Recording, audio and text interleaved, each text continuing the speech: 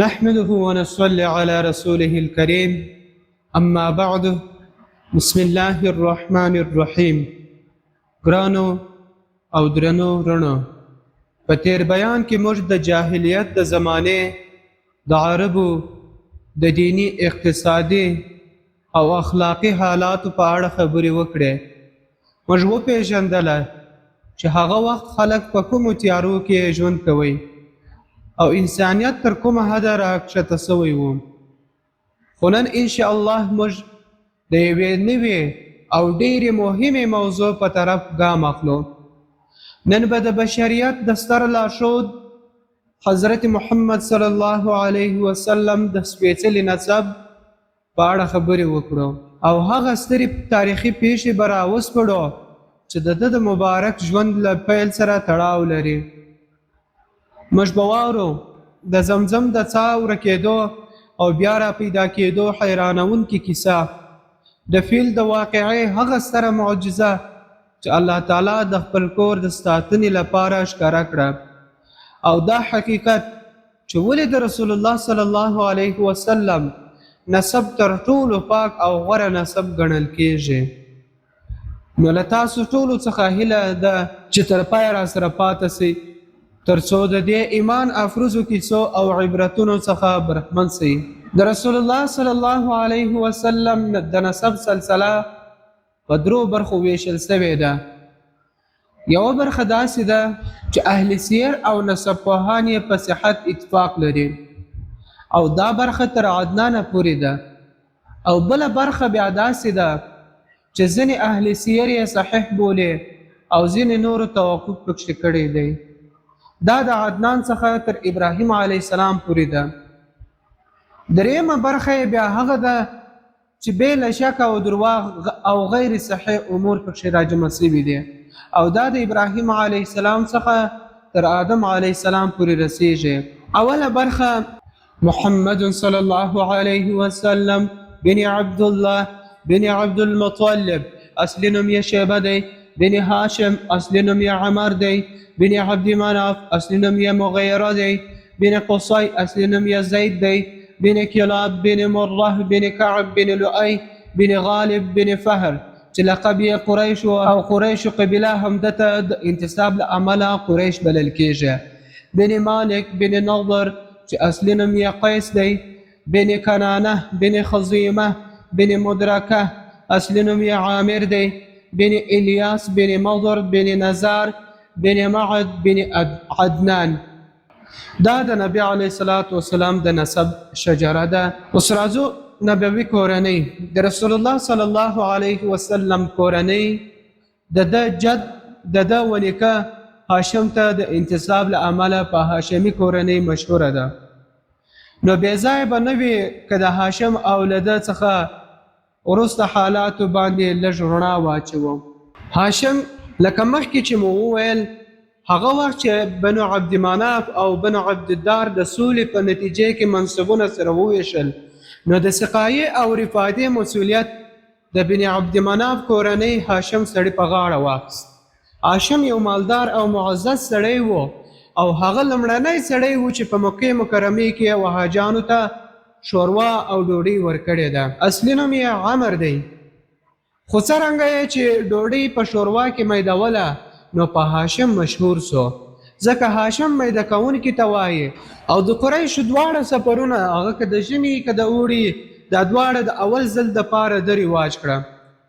د ده په هکله یو شاعر لیکلی، دا عمر و چې خپل قحط ځپلې کمزورې او ډنګر قوم ته یې په شوروا کې میده سوې ډوډۍ ورکړه. او همدا عمر و چې د ژمي او اوړي دواړه سفرونو تهداب ده کښېښود. د ده د ژوند یوه پیښه دا ده چې وایي هغه شام ته د تجارت دپاره روان سو، خو کله چې مدینې منورې ته ورسېدی، هلته یې د بني عدي بن نجار کورنۍ له سلمې بنت عمر سره واده وکړ. هلته تر یو څه وخته پورې ورسره پاته سو، وروسته بیا شام ته ولاړی. دغه وخت یې ښځه حامله سوې وه. هاشم په دې وخت کې په سفر کې د فلسطین په غزه کې وفات سو، او په 409 کال کې زوی عبدالمطلب پیدا سو، او څرنګه چې د زوی په سر کې سپین ویښتان وه نو مور یې سلمې شیبه نوم ورباندې کښېښودی او هلته یې د پلار په کور کې په یثرب کې د خپل زوی روزنه او پالنه یې کوله او په مکې کې د هاشم د کورنۍ څخه هیڅوک نه و ورباندې خبر. هاشم 4 زامن او 15 لوڼې یې درلودې. دویمه خبره دا ده عبدالمطلب په هاشم پسې سقایه او افاده یې د ورور مطلب بن عبدمناف په غاړه ولوېدی. مطلب هم یو شریف په خپل قوم کې د عزت او اعتبار خاوند و. خلکو به یې خبرې منلې او د زیات سخاوت له امله به قریشو فیاض بلی.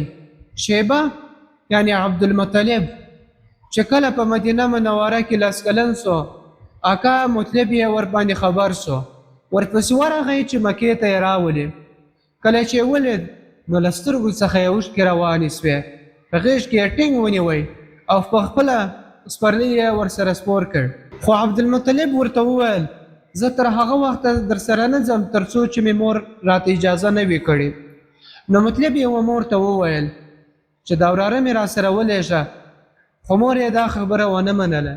نو بیا ده ورته وویل اجازه ورکړه هغه د خپل پلار وطن او د الله پاک و حرم ته ځي. په دې خبرې سره یې مور اجازه ورکړه او په دې ترتیب مطلب هغه د ځانه سره په اوښ سپور مکې ته یې راویست. کله چې خلکو ولیدل ویې ویل دا عبدالمطلب دی؟ خو ده ورته وویل نه داسې نه ده دا زما د ورور هاشم زوی دی. نو عبدالمطلب د لې په مکې کې د خپل آقا مطلب تر روزنې او پالنې لاندې لوی سو تر هغه وخته چې مطلب د یمن په ردمان سیمه کې وفات سو. نو د ده مسؤلیت عبدالمطلب ته وسپارل سو. ده هم خپل قوم ته ټول هغه خدمتونه وړاندې کول کوم چې د ده پلرونو به کول. بالاخره په خپل قوم کې د دومره شرف او عزت خاوند سو چې د ده پلرونه او اجداد یې هم هغې درجې ته نه ورسېدلي. خلکو ورسره ډېره مینه لرله او ډېر درناوی یې ورته درلود. کله چې مطلب وفات سو نو نوفل د عبدالمطلب په ځینو عبادتخانو یا څه جایداد باندې قبضه ولګوله یا دا چې دیني مشرتابه یې ورڅخه غصب کړ. عبدالمطلب د خپل آقا په مقابل کې له قریشو څخه مرسته وغوښته خو قریشو ورته وویل موږ ستا او ستا د آقا تر مابینځ مداخله نه کوو. بیا یې خپلو ماماخیلو بن نجار و هغو ته یو څه شعرونه واستول چې د کومک غوښتنه یې پکښې کوله.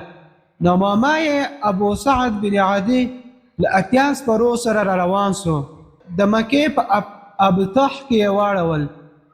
عبدالمطلب ورغی او ورته وویل راځئ کور ته. ماما یې ورته وویل یا تر څو چې مې نوفل نه وي لیدلی کور ته به در سره ولاړ نه سم. بیا نوفل ته ورغی. هغه په حاتم کې د قریشو له مشرانو سره یو ځای ناست و. ابو سعد خپله توره له تیکې راوویسته او ورته وویل د دې کوټۍ د رب په نامه قسم یادوم که چیرې زما خوري ته د هغه حق او یا مشري بیرته ور نه کړې نو په دې توره به دې وهم. نوفل وویل چې صحیح ده ما هغه بیرته ورکړه. د قریشو څه مشران وه هغه هم ورباندې شهیدان سول. بیا ابو سعد د عبدالمطلب کور ته ولاړ. 3 ورځې ورسره میلمه و. بیا عمره ادا کړه او بیرته مدینې منورې ته ولاړې.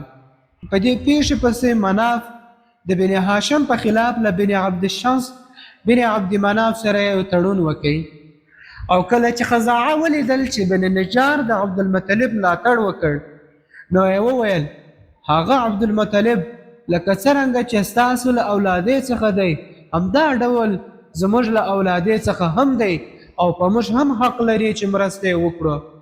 او دا ځکه چې د عبدمناف مور له خزاعه کورنۍ څخه وه.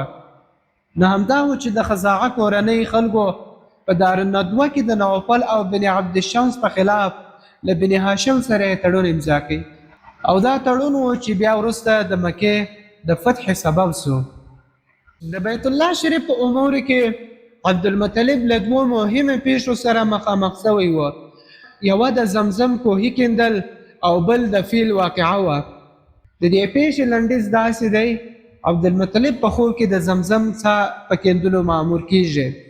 ټاکلی ځای هم ورته ښوول کیږي نو هغه هم شروع وکړه او کوهی یې رالوڅ کړ او ټول هغه شیان یې پکښې پیدا کړل کوم چې د جرهمیانو د هجرت په وخت کې پکښې ښخ کړي وه هغه تورې هغه زغرې دواړه طلایي هوسۍ ټول یې راویستل تورې او هوسۍ یې د کعبې شریفې په دروازه کې نصب کړې او د حاجیانو لپاره یې د زمزم اوبه څښلو ته برابرې کړې کله چې د زمزم څاره ښکاره سوه قریشو عبدالمطلب ته وویل چې موږ هم په دې کار کې در سره شریک کړه ده ورسره ونه منله او ورته یې وویل چې زه خاص په دې کار ټاکل سوی یم خو هغو مخالفت ورسره کوئ تر څو د بن سعد یوې کاهنې ته د محاکمې لپاره ولاړل خو دوی لا په لاره وه چې الله تعالی دا ور وښودل چې عبدالمطلب زمزم ته خاص سوی دی په همدې وخت کې عبدالمطلب نظر کښېښود